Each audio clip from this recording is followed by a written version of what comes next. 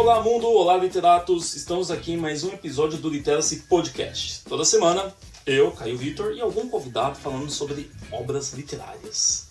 E nessa semana, trago aqui um doutrinador da filosofia, meu amigo Guto. E aí, Guto, tudo certo?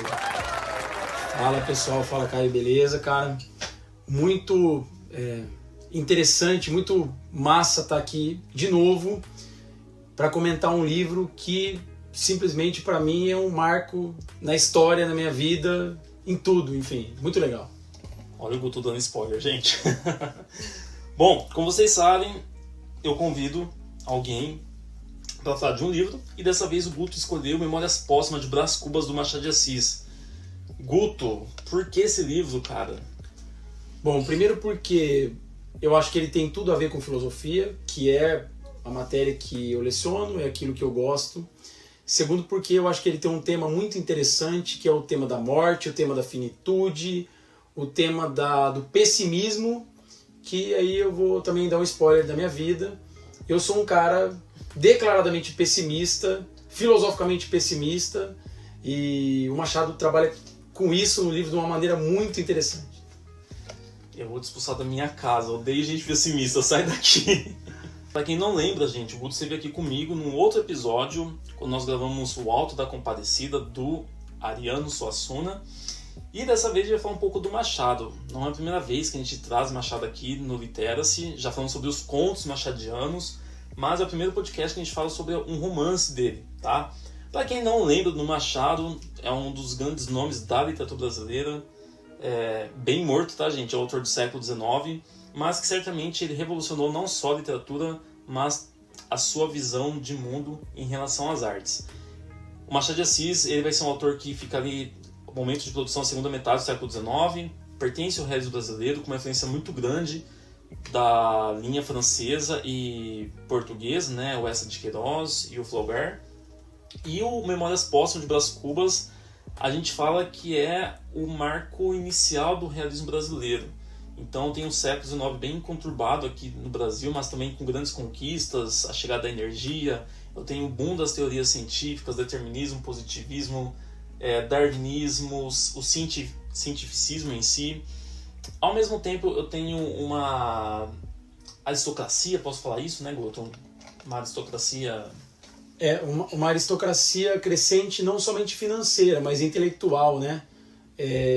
Dos brasileiros que foram estudar na Europa e voltaram para o Brasil doutores, né? Doutores no direito, na medicina. Que é um debate bem importante, né? Esse título de doutor que a gente acaba reproduzindo ainda no século XXI. Mas enfim, eles estudam, né, o curso de direito, medicina, economia, são os cursos que eles se reafirmam a sua classe social, então não é uma questão assim de vou me tornar médico porque é o meu sonho, né? Não, é uma questão de interesse pertinente para aquele momento da sociedade. Mas enfim, gente, o Machado de Assis já tinha escrevido outros livros antes, contos também, só que ele estava numa linha mais romântica, né, idealista, e aí de repente ele aperta o botão foda-se e o cara vai escrever Memórias Póstumas de Brás Cubas, ofendendo os valores cristãos, mas também trazendo um pouco dessa mazela que é a sociedade burguesa, que no romantismo foi idealizada, né? Lembrem um pouco do José de Alencar. Qual que é a história? Um defunto autor ou um autor defunto, Guto? Um defunto autor, né? Um cara que começa o livro pela morte, né? Exatamente. E lembre-se, pessoal, que eu tenho aqui, na verdade, um cara que ele está morto, ele volta para nos contar a história. E é interessante a gente observar que é um livro que vai trabalhar com alguns recursos literários que são inéditos na nossa literatura. Então, por exemplo, eu vou ter um foco narrativo que ele está contando a história, de repente ele para, ele começa a dialogar com o leitor e ele volta para o livro. E é um livro que não é nada linear. Eu tenho também a questão ou melhor, esse foco narrativo ele vai produzir algumas digressões, que são essas falas, tá? Então ele vai estar contando algum episódio, ele para, conversa com o autor e depois ele volta para a narrativa dele. Então isso é uma coisa que chama bastante atenção. E claro, gente, ele vai trazer aqui os tipos sociais que pertencem à sociedade burguesa. Gente, um enredo, como eu já disse para vocês, é um enredo interessante, vai ter palavras aqui bem diferentes, que não são usuais nesse momento, né, do século XXI, só que não é um enredo linear. Então isso talvez cause uma certa dificuldade eu tenho, como já mencionei, constantes digressões. E uma outra coisa importante de observar, como que o autor ele tem essa preocupação com a metalinguagem, né? Falar da literatura através da literatura, sobre a construção do tema do livro, sobre o diálogo com o leitor e esse julgamento que ele tem. Mas, enfim, o livro, muito importante, gente, aqui não é Machado de Assis, aqui é o personagem de Memórias Póstumas de Brás Cubas. É muito comum que a gente encontre na literatura, inclusive contemporânea, que uma pessoa, quando ela fique velha, ela escreve um livro de memórias, tá? Mas ela está viva e é um livro que as pessoas leiam após a sua morte. Esse livro ele acabou tendo aí esse grande choque social, ou melhor, na sociedade, porque eu tenho um personagem que volta à vida para contar a sua história, tá? Então, enquanto ele estava vivo, ele não era escritor. Por isso, essa reafirmação que ele é um defunto autor, tá? E aí tem aquela dedicatória que vai dedicar esse livro aos vermes. Aqui não é Machado, aqui é Brás Cubas. E ele já coloca nesse primeiro momento que ele não sabe muito bem se ele começa o livro pelo fim ou pelo começo. Então vocês vão ver que a gente vai ter essa fragmentação na narrativa. O personagem nasceu em 1805, Brás Cubas, e morreu em 1869. O livro começa falando sobre a sua morte, que teve, né, exatamente quando ele estava aí com a ideia do emplasto, que ia curar a sociedade pessimista do século XXI. Só que quando ele morre, ele tem um velório em que apenas 11 pessoas aparecem. E é irônico, né, do Machado colocar isso, porque como que uma pessoa de tanto glamour, tanta representação, prestígio, tem no velório apenas 11 pessoas. Então aqui a gente já começa a perceber essa ironia do Machado de Assis. E aí eu vou ter então algumas histórias que aqui eu vou tentar contar de modo linear, mas não que no livro aconteça assim, tá, gente? Só para vocês saberem. Depois ele vai falar então da sua família, da sua origem, uma família burguesa, né, condições sociais. Ele vai se apaixonar aos seus 18 anos, quando ele entra nessa parte da mocidade, pós-adolescência. Ele vai se apaixonar por uma cortesã espanhola que vivia de seduzir os rapazes ricos. E quem que é ela? A Marcela, uma prostituta, tá? Ele se apaixona realmente por ela, gente. Só que é um romance que dura apenas 15 meses e, como ele mesmo diz, e 11 contos de réis.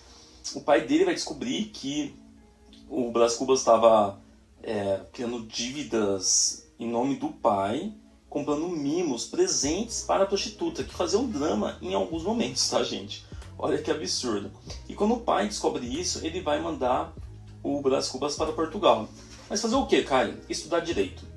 Só que vejam que interessante, ele estuda direito não por uma questão de vocação, mas por uma questão de reformação dos status sociais. Então vocês vão ver que isso, inclusive, talvez seja até uma... Porque ele foi um aluno medíocre, tá, gente? Então ele não tinha esse esforço, ele fez por fazer, e que seria uma fina ironia à instituição acadêmica do século XIX, né? Como que vocês conseguem formar um aluno desse? Um aluno que vai aprender as palavras do direito, o discurso do direito, mas sem nenhuma postura de advogado, de um profissional realmente. Lá, inclusive, tem muitos romances, só que ele acaba voltando para o Brasil após a morte repentina da sua mãe, tá? E aí, quando ele volta, o pai dele fica em cima dele para que ele tenha um papel mais atuante frente à sua família, né? E que hora de se casar, enfim, todo aquele discurso patriarcal de construir uma família. E nesse momento, ele vai para o interior do Rio de Janeiro, onde vai conhecer a Eugênia, a sua segunda mulher, vamos dizer assim. Bonita, simpática, mas manca, coxa. E isso faz com que fique nítido o preconceito do Brás Cubas. Ela é coxa de nascença, ou seja, é uma deficiência física que vai incomodar esse narrador, esse nosso narrador personagem que é o Brás Cubas. Então, a partir desse momento que ele descobre, ele passa a rejeitá-la e termina ali o romance que mal começou, tá? Apenas a título de curiosidade, pessoal, olha que legal. O nome da personagem é Eugênia, tá? E que se você pensar na palavra, um cognato talvez aí, Eugênia, seria eugenia, que é uma teoria que busca o aperfeiçoamento da espécie humana pela seleção genética e controle de reprodução. Então, será que o Machado ele não está por dentro dessa teoria? Porque o Machado de Assis, vocês vão ver, quem já leu os contos e outros romances, ele sempre está trabalhando com alguma das teorias científicas de alguma forma, ilustrando elas nos seus enredos, tá? Então é uma coisa pra gente pensar. Mas enfim, posteriormente, após a rejeição da Eugênia, né? Porque não é uma mulher, ou melhor, porque é uma mulher imperfeita aos seus olhos, e que inclusive, gente, para a reprodução, isso é uma coisa importante também, tá? Ele vai conhecer então a Virgília. Então o pai dele vai convencer a visitar o conselheiro Dutra, e o conselheiro Dutra, ele tem a filha, a jovem Virgília, solteira, bonita também, e que inclusive esse matrimônio seria muito pertinente para as duas famílias. Só que a Virgília não é uma daquelas moças do romantismo, por exemplo. Ela é sagaz, esperta, ambiciosa. E ela não vai casar com o Brás Cubas, ela vai acabar casando com o Lobo Neves, que é um político, tem uma trajetória muito mais promissora do que o Brás Cubas. E isso faz com que o pai do Brás Cubas fica muito decepcionado. E vai intensificar os seus problemas de saúde, o que futuramente causa sua morte, tá? Após a morte do pai, o Brás Cubas briga tanto com a irmã Sabina, e com o cunhado, que é o Contrim, que é um ganancioso negociante de escravos. Tudo isso em relação, ou melhor, pela divisão da herança, eles brigam por esse motivo.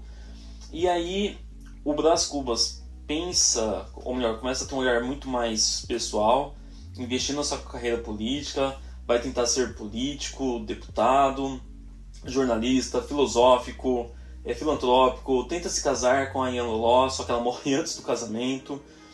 E só que todas essas tentativas, ou melhor, todas essas posturas, atitudes que ele tem, são fracassos. E daqui você vai começar a perceber essas sequências dramáticas dos insucessos do personagem. Por exemplo, quando ele decide ser deputado, gente, ele não tem, por exemplo, ele não tem conhecimento sobre. E aí vai ter uma preocupação em reduzir o tamanho da boina dos soldados. Olha que coisa absurda, tá?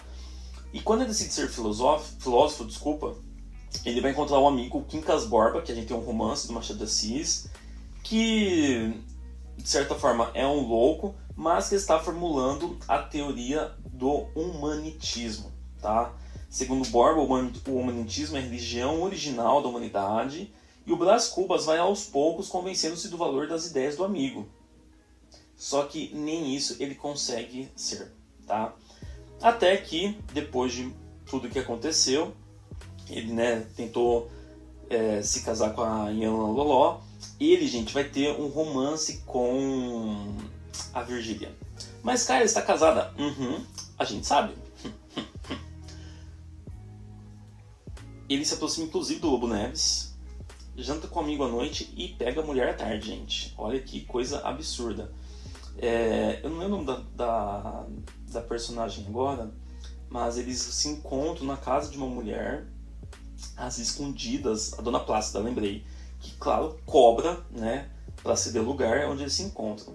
Só que depois, e assim, é algo que aparentemente todos sabem, só que o Lobo Neves ignora esse fato, até que ele assume um cargo no Nordeste e o Brás Cubas se despede da Virgília, tá? E aí depois dessa sequência de tentativas, profissionais que ele não tem, que ele não consegue, ele coloca na cabeça que ele vai criar então um emplasto Brás Cubas. Mas, Caio, o que seria esse emplasto? É uma espécie de remédio, gente, que prometia curar em definitivo o terrível mal da hipocondria, tá? E a gente vê que esse remédio, essa representação, seria mais uma fina e clara ironia do Machado de Assis, tá?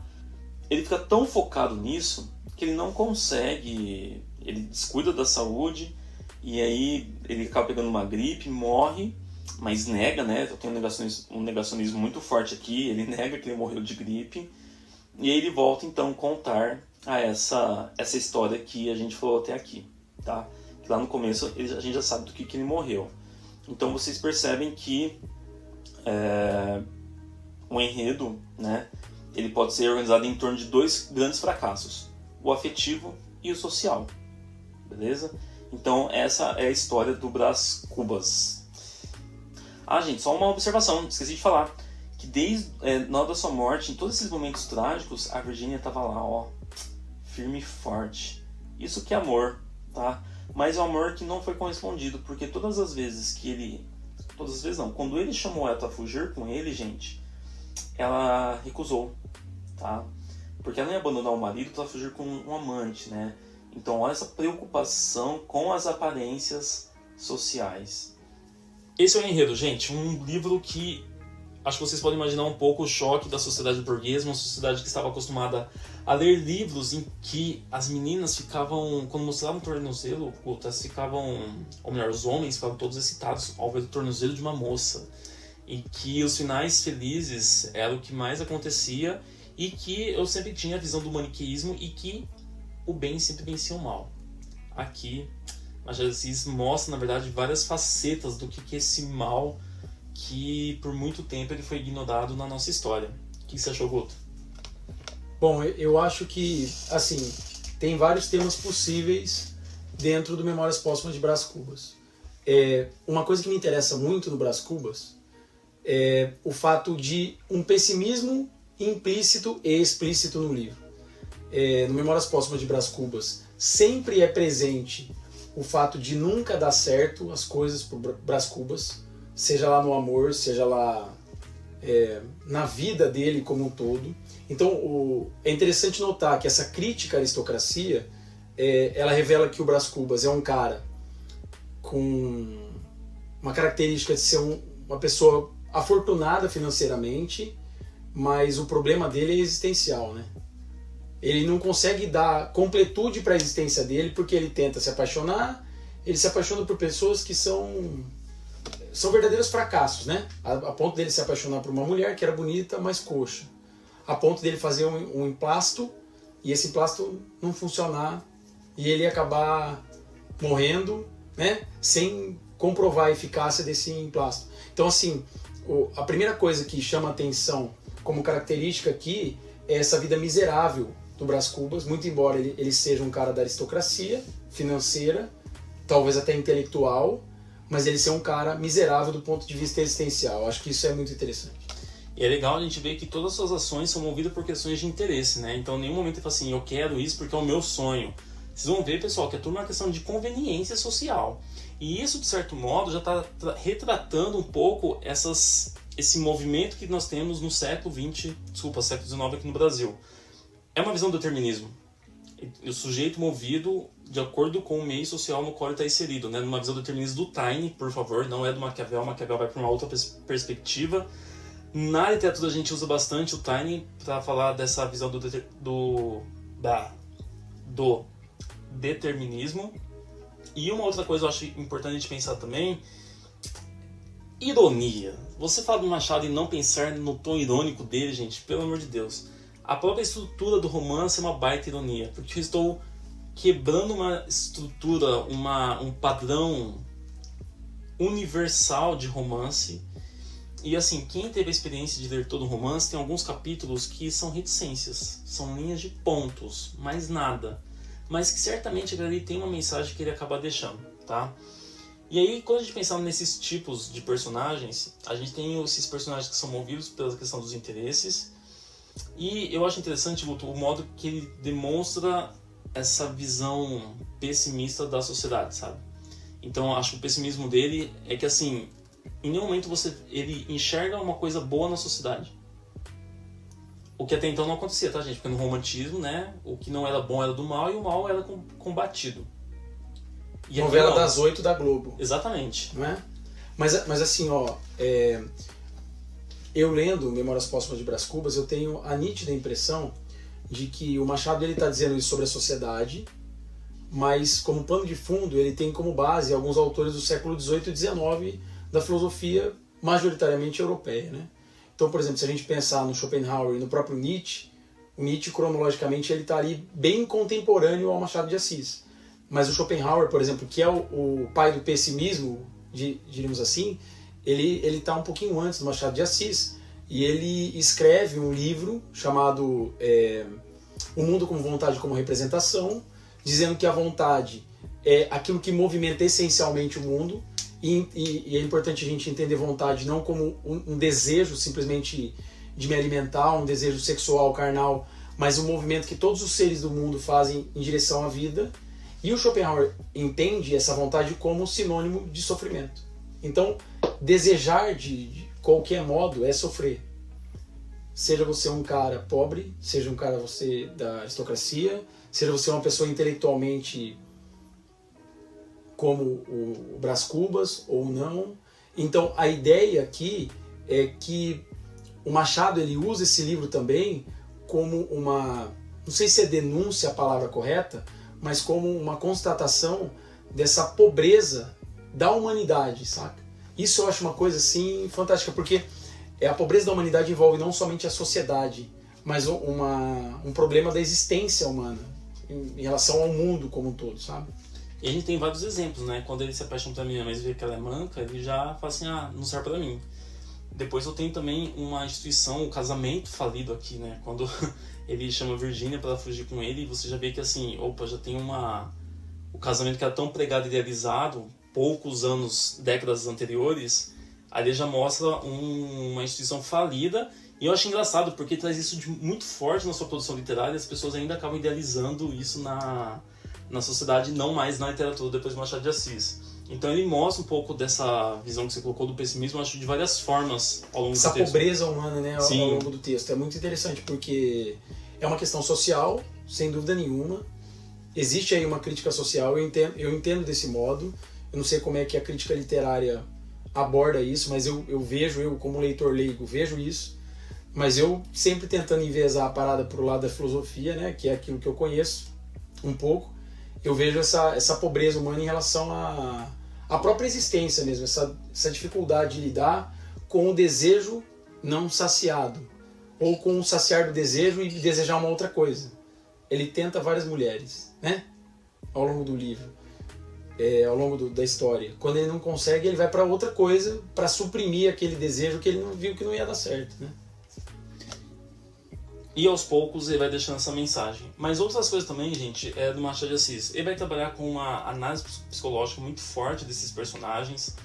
Os personagens são personagens esféricos, não são personagens planos, e aí isso tem a ver um pouco com esse determinismo. Então eles começam de um jeito e terminam de outro, sempre sendo moldados ali pelas relações que permeiam o jogo do interesse, né, desse grupo, dessas pessoas. A ironia que eu mencionei com vocês, o fato de não ser uma história contada linearmente, e quem são esses personagens? Porque se a gente for pensar, eu tenho personagens que pertencem à elite, né? Ele ignora, mas eu acredito que isso seja proposital. Não proposital, mas é que não era do interesse do seu público leitor, né? Eles não liam, por que eu falei só de pobre, né? Então, e as pessoas que consomem, eu acho que elas talvez não tinham essa visão do Machado de Assis naquele momento, porque elas consumiam a sua produção, publicado em folhetins, claro, e eu acredito assim que ele não cutucava, ele enfiava o dedo na ferida, assim, ó, os 2 dedos na ferida, para falar daquele público leitor que consumia a sua produção e eles não entendiam a mensagem que estava sendo passada. O que é irônico, fato irônico. Com certeza, e inclusive isso vem numa esteira de um pensamento europeu do século XVIII e XIX, que era uma crítica da cultura, né? Uma crítica dessa cultura que se entendia esclarecida, elevada, que conseguia se libertar, se emancipar, ser feliz através da razão, através das estruturas sociais, como você disse, do casamento, por exemplo. Então isso é uma coisa que é curiosa para a gente pensar no Machado de Assis, que ele esteja escrevendo algo para uma elite da qual ele está criticando, né? Parece o esquema do Aleijadinho, que fazia as coisas nas igrejas lá, sem que as pessoas conseguissem entender a crítica que ele estava fazendo por trás disso, né? E o título, Memórias Póstumas de Brás Cubas, quando a gente já pensa em memórias, a gente já pensa numa produção que é voltada para ou melhor, é uma produção que vem da elite, né? Uma visão muito mais europeia, e aqui ele traz essas memórias póstumas, mas de um tipo social elitizado, claro. Inclusive, a gente até comentou aqui nos bastidores, quando ele não dava certo uma coisa, vou fazer outra. Ele tem esse poder. Ele tem esse privilégio de simplesmente, olha, não quero mais fazer isso, vou tentar agora essa outra coisa. E ele consegue, e aí eu acho mais interessante ainda porque o Machado de Assis não pertence a esse grupo social. Gente, pra quem não lembra, Machado de Assis, ele perdeu a mãe, foi criado por doações, mulato. Então ele sempre deu de doações, um padre que ajudou a formar ele, né, com os estudos e tudo mais, mas era a visão que ele tinha dessa sociedade e ele escreveu esses livros, né? Eu falo livros porque não é um tema específico dele aqui no Memórias Póstumas de Brás Cubas. Isso você vai ver um diálogo muito forte, inclusive, com o Dom Casmurro, porque aí vou ter uma crítica mais ácida em relação ao casamento. Eu tenho o próprio Quincas Borba que aparece aqui, depois vai escrever um romance do Quincas, e os contos também, que os temas que aqui ele coloca todos de uma vez, ele vai depois fazer conto parte por parte, para falar da religião, para falar depois do espiritismo, que aqui também aparece de certa forma, porque eu tenho um morto que volta à vida, né? Lembre-se que nesse período o espiritismo chega aqui no Brasil, pessoal, se eu não me engano, em 1852, alguma coisa assim. E ele vai ser muito ironizado diante desses movimentos que estão acontecendo, do que é o espiritismo. Machado de Assis escreveu um conto que ele simplesmente zoa, né? Fala assim, depois de 2 meses de ser espírita, decidi invocar um fulano. Como se isso fosse possível. Então ele brinca com essas teorias, com esse contexto muito, muito claro. Guto, você falou um pouco da crítica literária, cara. A gente analisa Machado de Assis pela crítica sociológica. Porque os fatos sociais aqui são muito gritantes na produção do Machado. Então, essas teorias que a gente mencionou... Inclusive existem descrições dele Sim. de época ali que são muito precisas, não são? Muito. E uma outra curiosidade, você mencionou um pouco aí dessa visão mais filosófica. O Machado de Assis, ele lia muitos autores europeus, gente. Tá? Muitos autores. E o moleque tinha suas dificuldades, conseguiu passar suas dificuldades e escreveu esse monte de produção que nós temos aqui. Guto, qual que é a parte que você mais curtiu do livro, cara? Tem um trecho aqui, Caio, na verdade é o capítulo 8 inteiro, cara, que é um capítulo curtinho, chamado A Razão contra a Sandice.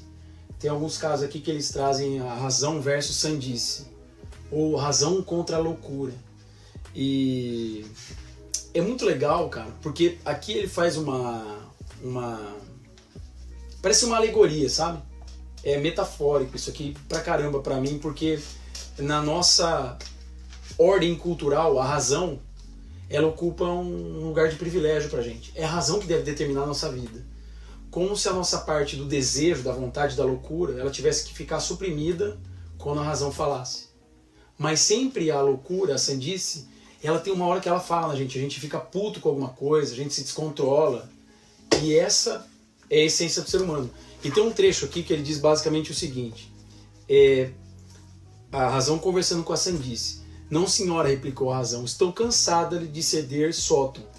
Cansada e experimentada. O que você quer é passar mansamente do sótão à sala de jantar, daí a de visita e ao resto. Quer dizer, a sandice, ela quer tomar conta da nossa vida.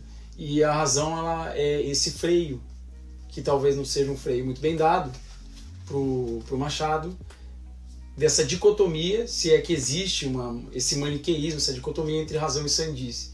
Então me parece que ele está brincando um pouco aí com alguma coisa muito séria para a história do pensamento, para a história da humanidade, que é o que deve determinar a nossa vida. É a razão que determina. Sim. Né?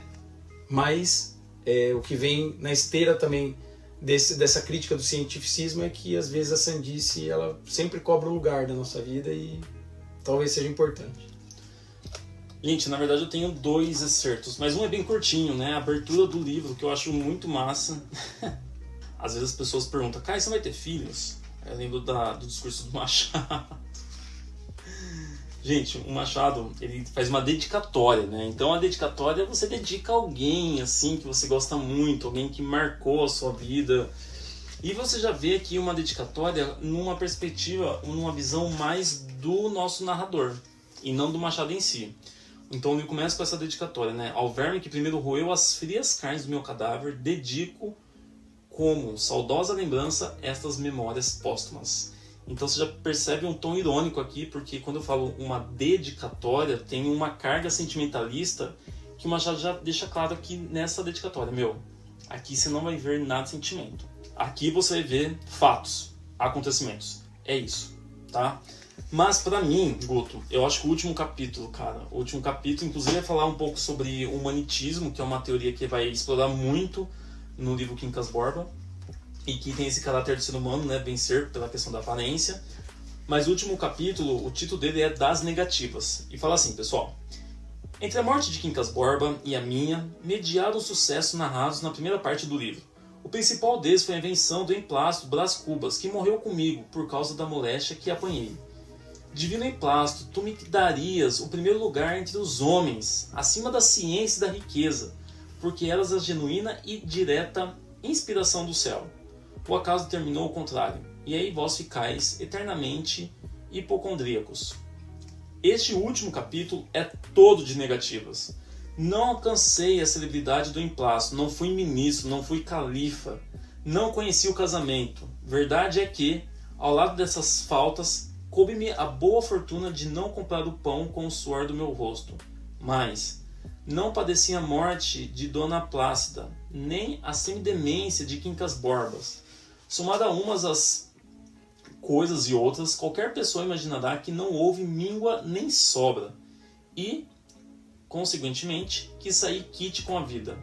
Imaginará mal, porque ao chegar a este outro lado do mistério, achei-me com um pequeno saldo, que é a derradeira negativa desse capítulo de negativas. Não tive filhos, não transmiti a nenhuma criatura o legado da nossa miséria. Porra, gente, pra mim aqui o cara fecha com chave de ouro, porque ele resumiu todo o livro nessa última frase: não transmiti a nenhuma criatura o legado de nossa miséria. E qual que é esse legado que ele está falando aqui? É um legado de pessimismo, né? É um legado de quantas pessoas se aproveitam das outras. Essa visão do determinismo, em outras palavras, a gente pode pensar que é um pouco desse parasitismo social. O quanto as pessoas vão sugando as outras por uma questão de interesse, de ascensão social, porque isso é o importante, né? O status, não os sentimentos, não os valores. E mais do que isso, o que me deixa triste, de certo modo, é o quanto a sociedade tem reafirmado essa visão machadiana. E cada vez pior. Mas é isso, pessoal. Guto, acho melhor a gente terminar antes que você comece com o seu pessimismo aqui. E eu odeio pessoas pessimistas, eu tenho medo de pessoas pessimistas. Especialmente gravando um podcast a essa hora da noite, às 4 da manhã. Tô zoando, gente. Cara, te agradeço muito. Espero vê-lo aí no outro podcast, falando de Machado de Assis ou outro autor. Machado tem bastante coisa pra gente falar. Tem os contos, cara. Os contos machadianos são porretas pra caramba. Mas é isso. Espero que você tenha curtido esse bate-papo. Valeu todo mundo que acompanha, valeu Caio. Tem vários contos do Machado de Assis que eu gosto, que eu já li. Espero voltar numa próxima oportunidade. Valeu. Até mais, pessoal. Se cuidem. Tchau, tchau, gente.